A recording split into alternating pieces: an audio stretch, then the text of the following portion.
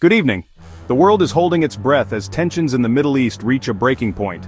The United States has launched direct military strikes against Iran's nuclear facilities, marking a dramatic escalation. The risk of a wider, devastating war is now real.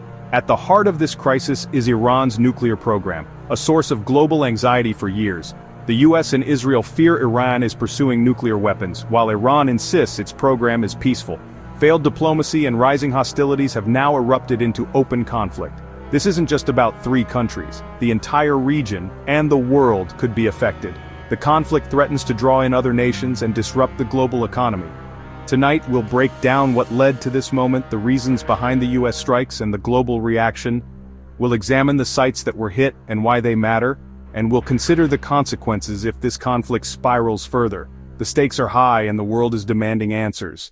How did we get here? What happens next? Let's find out. The American airstrikes are the latest chapter in a rapidly escalating crisis. It began with a surprise Israeli attack on Iranian nuclear sites, crossing a red line for Tehran. Israel has long warned it would act if diplomacy failed to stop Iran's nuclear ambitions.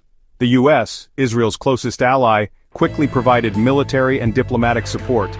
This support culminated in direct US airstrikes, turning a regional conflict into a global one.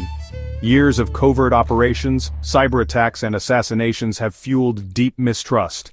The collapse of the 2015 nuclear deal and renewed US sanctions pushed Iran to ramp up its nuclear activities. Each side's actions have fed a dangerous cycle of escalation. With oversight gone and uranium enrichment rising, the stage was set for open confrontation. The world now faces the consequences of years of failed diplomacy and mounting hostilities. The question, can this cycle be broken before it's too late? The stakes have never been higher. Washington's justification centers on one fear, a nuclear-armed Iran. US and Israeli officials argue Iran's nuclear program is dangerously advanced, with enough enriched uranium for several bombs. The White House insists it could not allow Iran, a state it calls the world's top sponsor of terrorism, to acquire nuclear weapons. Iran denies these claims, maintaining its program is peaceful and citing a religious ban on nuclear arms. The US points to Iran's refusal to allow full inspections by the International Atomic Energy Agency, fueling Western suspicions. With diplomacy stalled and intelligence warning of imminent Iranian retaliation, the US framed its strikes as preemptive and defensive. The goal: disrupt Iran's ability to strike back, protect American interests, and re-establish deterrence. Tehran, meanwhile, calls the attacks unprovoked aggression and a denial of its rights. At the heart of the conflict, 2 irreconcilable narratives and a region on edge. The world waits for the next move. The US strikes targeted the core of Iran's nuclear infrastructure. First, Natanz, Iran's main uranium enrichment plant, where thousands of centrifuges spin deep underground. Second, Fordow, a fortified facility built into a mountain, used for high-level uranium enrichment. Third, Airstrikes, a heavy water plant capable of producing plutonium, a different path to a bomb. The US aimed to cripple Iran's ability to produce weapons-grade material by hitting these sites. Powerful bunker-busting munitions were used to penetrate deep defenses. The strikes were designed to set back Iran's nuclear program by years.